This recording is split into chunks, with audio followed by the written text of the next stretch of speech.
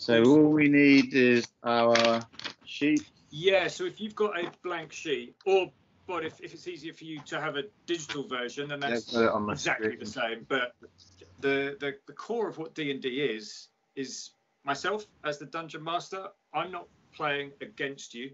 It might feel like that sometimes, and you might shake your fist at the screen as I put certain things in your path. But I am merely a rules referee as well as a narrator painting the scene in front of you. To begin with, I'll drop you somewhere in a medieval fantasy land style setting. And then once I've dropped you there, you three, the characters you're going to design later on today, are an allied group of adventurers, and you'll have an approximate quest, a main mission, or maybe a goal of some sorts that you're going to try and pursue. And after I've dropped you into the setting, it's totally up to you what you want to do. If you look at your character sheet, you'll see that along the left-hand side here, you have 6 core skills that are strength, dexterity, constitution, intelligence, wisdom, and charisma. These 6 skills are like the DNA traits that make you you. I've played the Star Wars RPG before, and I've also played the End of the World RPG, which is interesting because your character is you. You play yourself in an End of the World environment. Also, D&D is so kind of culturally ingrained in kind of gaming and the world we kind of inhabit anyway. Most of that stuff, it was good to kind of go over it, but so some of that stuff you kind of, for some reason, I'm like, yeah, I know these things, although I've never done D&D before. So I sent you guys links for the different races, the different classes, and different backgrounds. Each of these provide different traits, abilities, weapons, and bonuses in certain areas. But before we do, now you might well have already picked the race, class, and background that you want. No worries if you have. No worries if you haven't. Before you do that, what we're going to do is we're going to roll for, the first thing we do is we're going to roll for the 6 key skills. So what you're going to do is you're going to roll 4d6 dice. Okay, so you can see that I've rolled, if I move my fingers out of the way, 2 3s, a 4, and a 6. What you do is if these were the 4 dice you rolled, you remove the lowest number. Bump, like this. Just leave you with 3d6, and then you add these together. So that would be 13. This is always my favourite part of session 0, the rolling of the dice. So I got another 1, and I got 12. 12. Nice. You're already better than the average commoner, so that's good. Ooh. That's 13. Another 12. A 11. He's doing well. He's staying above double digits for every time. I'm feeling pretty average at this point. That's a 7, a 12 again. Oh my days. Again. Come on, give me something good.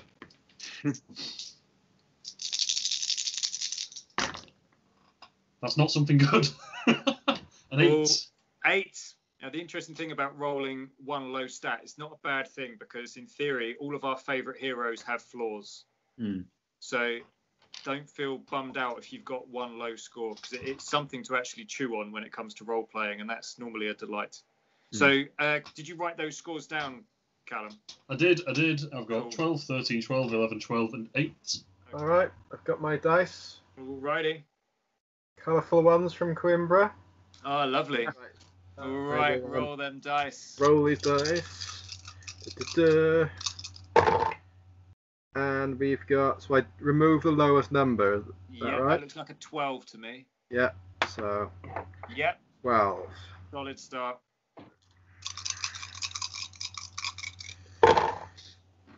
And 9. Might have to get some better dice. That's more like it. Whoa, look at that. 16. 16. My days. Boom. Dexterity, here I come. Yeah. Oh, ouch. 8. Oh, yeah.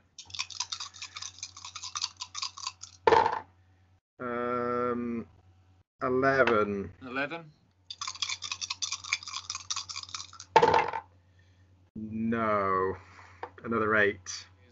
If your initial modifiers at this stage, before you add anything to them, if their sum doesn't meet a certain amount, I let you re-roll, because you are supposed to be a hero of sorts. If you are technically weaker than a commoner, then it's no fun for you. And I'll let you re-roll the 2 8s. What do you get? Re-roll. Oh, what? Thank you. That's another 16. Okay, another 16. Whoa. Okay. Are you sure you want me to re-roll both of these? Whatever. Yeah, you could get lower than an 8. I didn't tell you that when I said you could re-roll them, did I?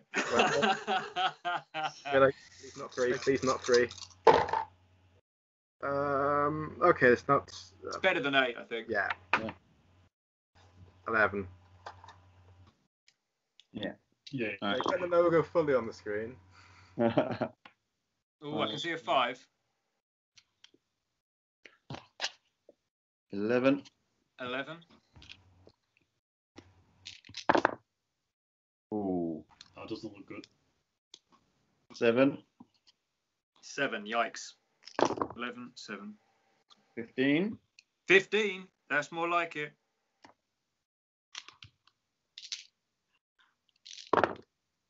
12. 13. 11. 11, 7, 15, 12, 13, 11. 13, 11. I'm happy with that. Plus 1. Everyone's got their 6 core numbers now. Cool. So, Bod's already told us that he's had his heart set on playing a monk. I'm secretly really delighted, because I've played a monk before, and I've never DM'd for a monk before, but I've played as one, so I'm really delighted we've got one of those. Callum, Jim, have you had a chance to look at or consider any races, classes, and backgrounds? And do you have any questions about them? I'm going to be a really grumpy dwarf. Excellent. I'm going to be a human. My dice rolls should be very generalist, so that fits in quite nicely. Soldier. Human soldier. And what was your class, Callum? Fighter, sorry. Fighter. Excellent. And do you have an idea of a class, Jim? I was looking at Ranger. Ranger? Yeah. Cool. Jim rolled a 15, didn't he? Now, unfortunately, that 15 is going to be plus 2. Bod, you rolled a 9, didn't you? That 9 is going to be minus 1. All of the commoners who rolled a 10. I mean a commoner who has 10 in all 6 of these stats has plus 0 to everything. What I'd suggest is write down the number between 3 and 18 for now, because Bod, also going with you, you said you were going to be a halfling, right? Yeah. So depending on your class and depending on your race, some of these things have bonuses to these 6. Yeah. So let's do you first. So I'm going to flip to the halfling section of the player's handbook, and I can tell you that got plus 2 on dexterity, isn't it? I think. You get a plus 2 to your dexterity. So have you chosen your 6? Yeah, that's all done. Cool. So you can I'm guessing you put a 16 in dexterity, right? Yep. So if you by default will get to add 2 to that, so that becomes 18. As a halfling, your walking speed is 25 feet. Yeah, I've got that in. That applies to combat. because you are a halfling, you have an ability called Lucky. Halflings are lucky, apparently. If you roll a 1 on a d20 for an attack roll when you're trying to hit someone, or if you roll a 1 on an ability check, for example, trying to break that library window, or a saving throw, you can re-roll the die, but you must use the new sum. Okay. On this section here that Yep. says features and traits, lucky. Got it. And remember that if ever you roll a 1 on your d20, no worries, you get to re-roll it. That's something that halflings alone get. Next, you are also, despite your small stature, you are brave. And what this means is you have advantage on saving throws against being frightened. But advantage means you roll 2 d20s and you take the higher number. So you could roll a 1 and a 20. No worries, you take the higher one, you take the 20. You also have Halfling Nimbleness, and this means you can move in combat, you can move through the space of any character that is a size larger than yours. You can sort of run through the legs of any character that's in your way. So that's pretty handy. And I think considering Jim is playing a dwarf who I think is going to be medium, and Callum is playing a human who will also be medium, that means you can just tell them legs akimbo and you can just run through them. Akimbo! Yeah. It's going to be your finishing move. Languages, you can speak, read and write Common and Halfling. So Common you can think of being the universal language that everyone can speak and understand. And Halfling is a specific Halfling language. There's 2 sub-races of Halflings. I don't know if you saw this. Yeah, there are Lightfoot Halflings and there are Stout Halflings. Each have their own unique extra traits. I don't know if you've taken a look at either of them. Yeah, I can tell you what both give you now if you want. I was thinking of going for the Lightfoot halfling because it gives you naturally stealthy, and that's the kind of direction I wanted to go with the character of being quite athletic, hiding all the time, and then popping out and getting someone, then disappearing again. I think that makes sense. Yeah. So yes, the naturally stealthy means you can attempt to hide. Hide is an action that you can attempt to do in combat instead of, say, attacking someone if you wanted, for example. And the other thing you get is you get an ability score increase in charisma. Your charisma goes up by 1. So whatever you put into charisma, add 1 to that. Okay. We want to make sure that that is on the cusp of one of those things. There's no point putting it to a... That's very true, Jim. That's a really good point. Of course, yes, if you're going to add something like that, ideally you want it to bump into that next bracket. Well, Callum, I think, is quite an easy one because Callum is a human. Humans do not have any fantastical traits like being lucky or, unfortunately, they can't run through everyone's legs. But they do... Let's check out what you've got here. Your ability scores for each category increase by 1. Everything. All 6 of them go up by 1 each. Yep. And your languages, you can speak Common and 1 extra language of your choice. Now, I was gonna go for, is it Draconic? Yep. Yeah. So the language of dragons. Where did you learn that, Callum? Dragon School. Dragon Okay. School, yeah. Makes sense. Hands up. So, Jim, you're a stubborn dwarf and your constitution increases by 2, which is very nice. So what that's to do with your health.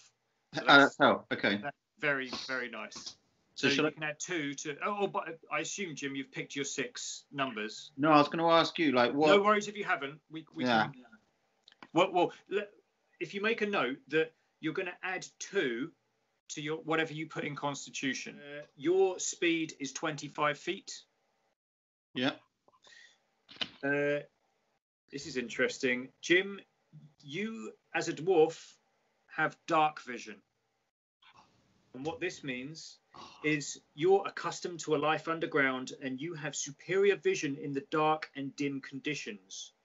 So if you guys go underground, the halfling and the human are suddenly fumbling in the dark while you can see everything in like a cat or something like that. You can see everything in grayscale, but you can still see in dark and dim conditions.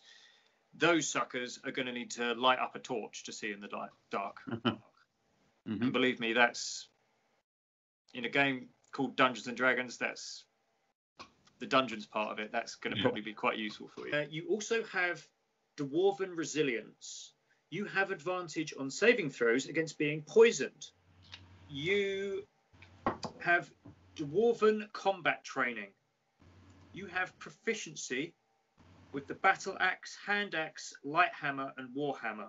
Now, this seems like a good point for everyone can write in their proficiency bonus box, which is here. You all start with a proficiency bonus of +2. Dwarves have a tool proficiency. You gain proficiency with the artisan's tools of your choice.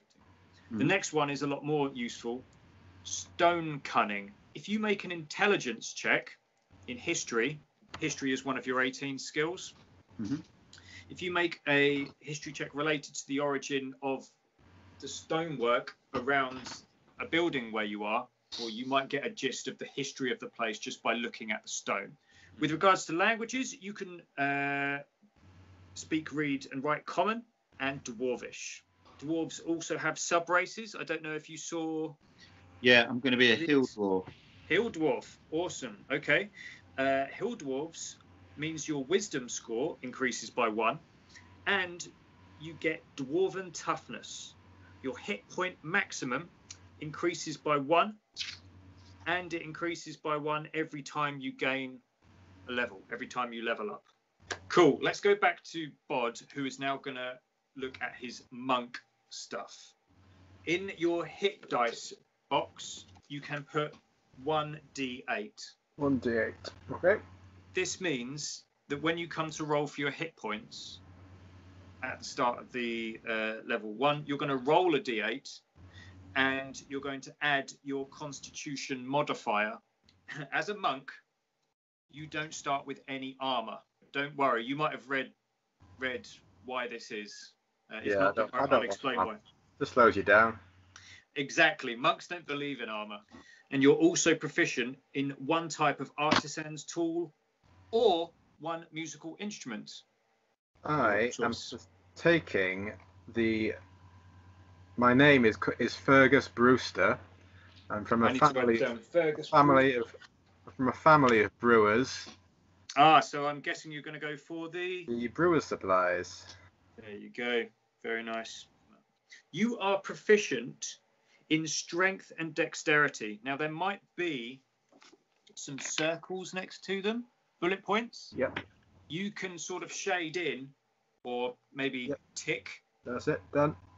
For strength and dexterity.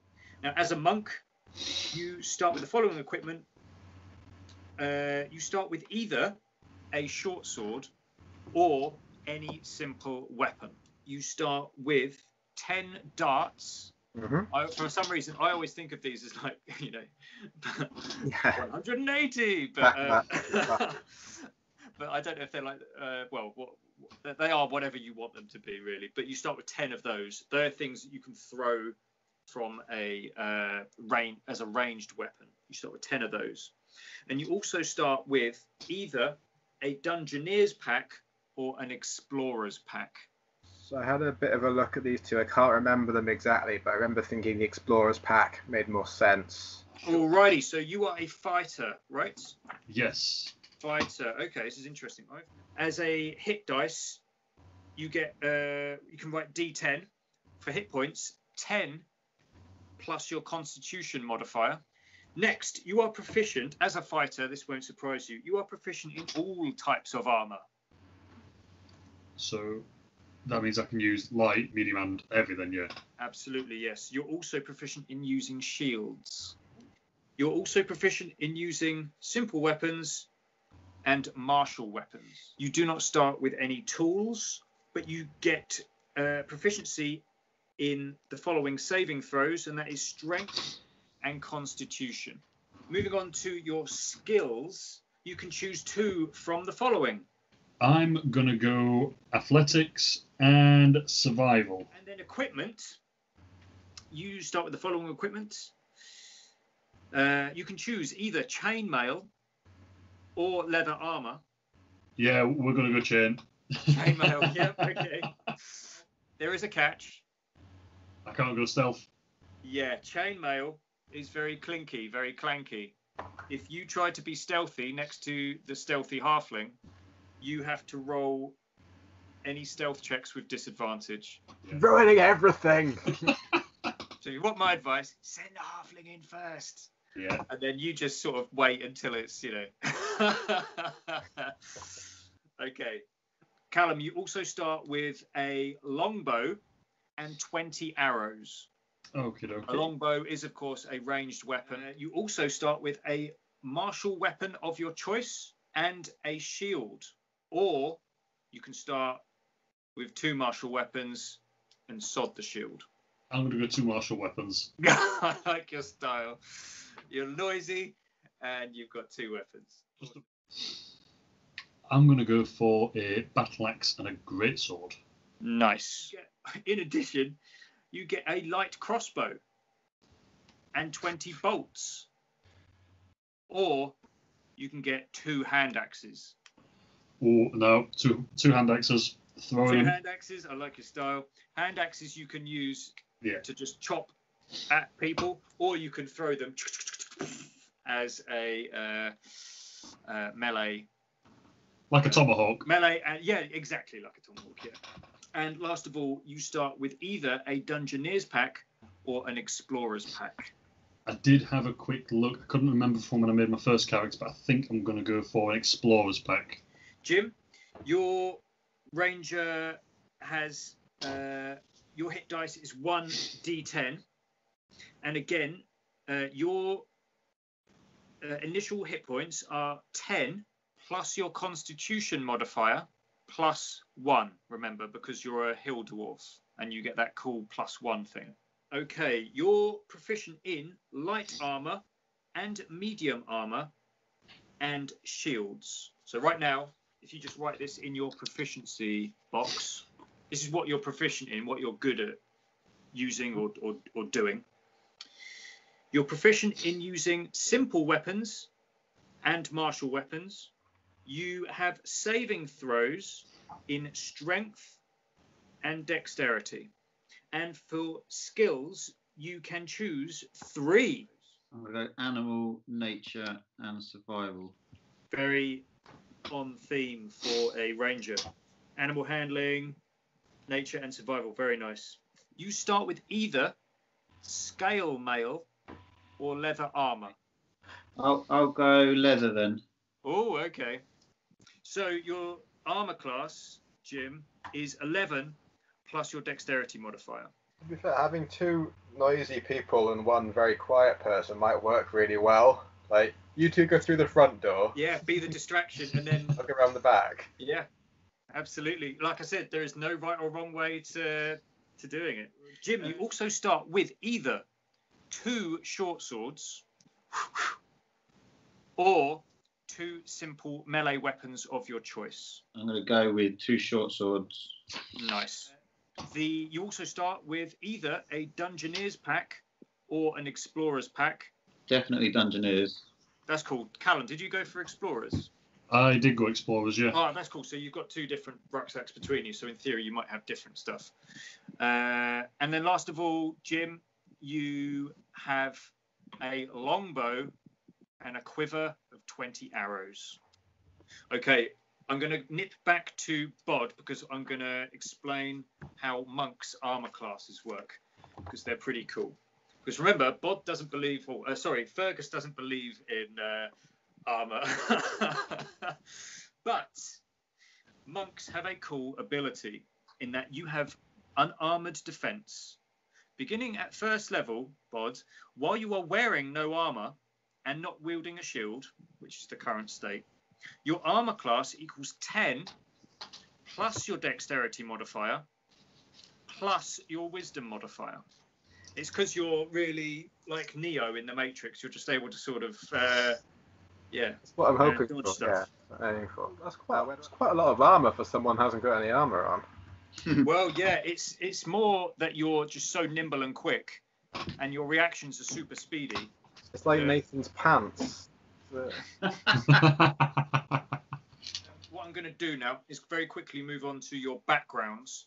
And Bod, I think you've already decided your background, right? And that was going to be not criminal. Was it going to be criminal? It was criminal. It was, yeah. In the end. Okay, cool. So I'm now going to, because you get some bonuses for having once been a criminal. This is in theory who you were before you decided to meet up with the noisy fighter and the stubborn dwarf. You used to be an experienced criminal with a history of breaking the law. You've spent a lot of time among other criminals, and you still have contacts within the criminal underworld. You're far closer than most to the world of murder, theft, and violence that pervades the underbelly of civilization, and you've survived up to this point by flouting the rules and regulations of society. You gain skill proficiencies in deception and stealth. Next up, you, as a criminal, you are proficient in, rather suitably considering we're all board game fans, one type of gaming set. I'm going to take the dice set, please. Very nice.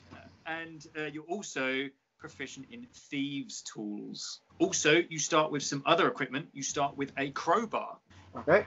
You start with a set of dark common clothes, including a hood, and you start with a pouch containing 15 gold pieces. You will then, based on your sort of criminal background, this is where you're going to look at these boxes up here. And these read personality traits, ideals, bonds, and flaws. So I think I've put some stuff in those gaps already. Yeah. So if I just go through them, then just let me know if you think they're stupid.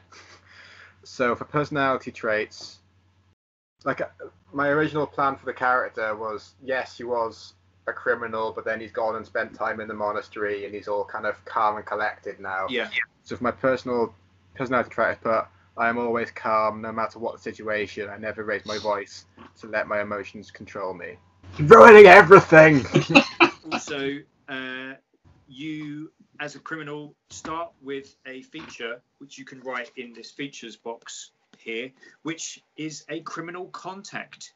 You have a reliable and trustworthy contact who acts as your liaison to a network of other criminals. You know how to get messages to and from your contact, even over great distances. Specifically, you know the local messengers, corrupt caravan masters, and seedy sailors who can deliver messages for you. Okay, moving on to Callan. Did you decide on a background? Yeah, soldier, which I've just learned. Yes, you did mention that. Soldier. Yeah. Okay, and this works pretty nicely considering you're a fighter and you like weapons and armor. Cool. War has been your life for as long as you care to remember. You trained as a youth, studied the use of weapons and armor, learned basic survival techniques, including how to stay alive on the battlefield. You might have been part of a standing national army or a mercenary company, or perhaps a member of a local militia who rose to prominence during the war. But the important abilities are you get extra skill proficiencies in athletics and intimidation. I've already got athletics, so just intimidation then. You also start with a type of gaming set, which could be cards or dice or... I'll go for dice. Sorry, cards, because Bod's got the dice. It's good for conversation. It absolutely is, yeah. And who knows when a gambling I've got a double set. Might arise. You're also proficient in land vehicles, which means you can drive wagons and all sorts of stuff like that. And in terms of equipment, you start with an insignia of rank, so of your soldier days. Yep. You start with a trophy taken from a fallen enemy. This could be a dagger, a broken blade, or a piece of a banner. You also start with a set of bone dice or deck of cards. But remember, you're proficient in one of those things as well. Yeah. You start with a set of common clothes, and you start with a pouch containing 10 gold pieces. You also have the feature of military rank, which means soldiers loyal to your former military organization still recognize your authority and influence, and they defer to you if they are of a lower rank. So if you bump into some soldier minions, you might be able to help speak to them and say, hey, fancy helping us out clear this library? We should just get a membership card, it's be easier. Absolutely, yeah. Like bod, you can choose personality traits, ideals, bonds, and flaws. I've got 2. Oh, awesome. So my personality trait, I was thinking all along I was going to go for lots of weapons. So coincidentally, I like breaking things. You like breaking things? I like breaking things. So if there's a door, we're not going to knock. You are going to be like yin and yang. I can just see this. The noisy soldier and... Quiet one. Okay, yep.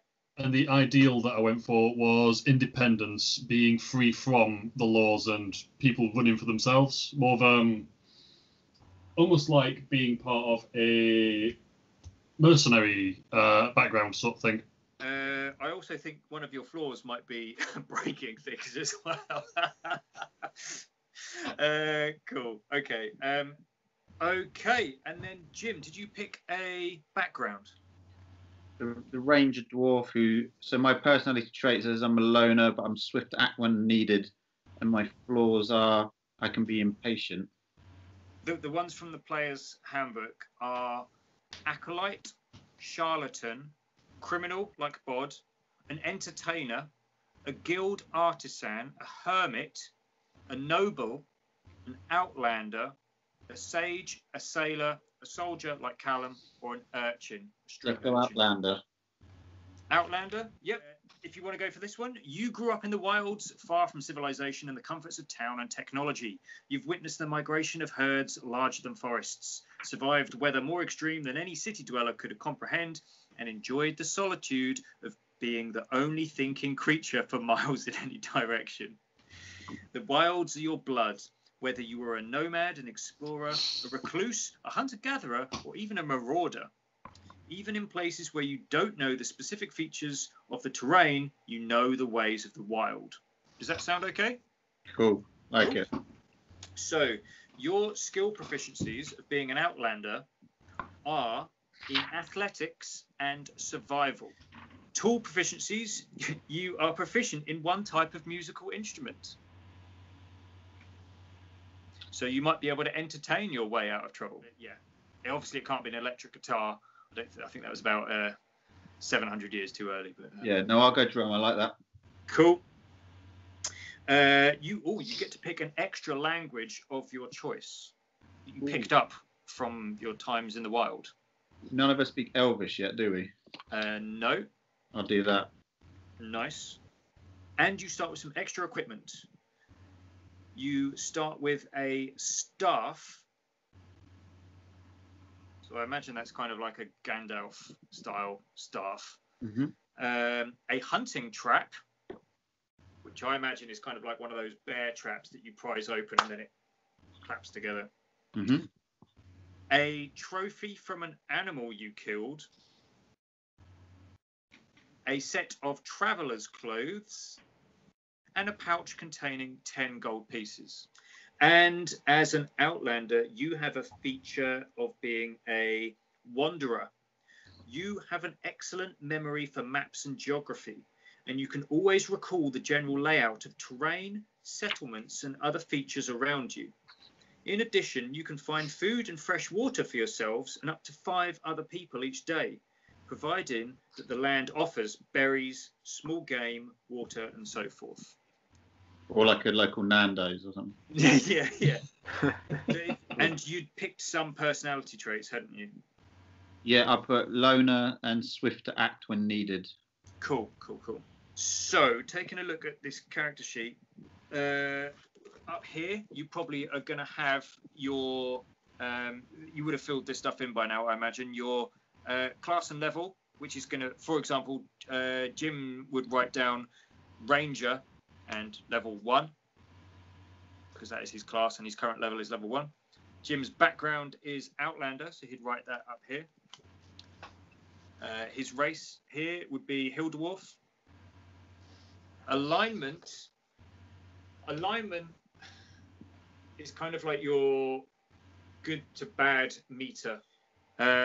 Experience points up here starts on 0 because you are a level 1 character. Eventually you'll earn more. It's fun making these characters. I feel like I'm already part of it. My guy's called Thorin Frostbeard. Nice. Thorin, that sounds familiar. Awesome. I've gone for Landris Stromred. Landris. Nice. Strong red. Stromred, yeah. Sounds like a bottle of wine. Oh, one thing I would, yeah. Maybe Does that we're make in the sense? same. Maybe we're all in the same book club. Nice one. Thanks, Tom. No Yeah, worries. thank you for that. We got there. We got there.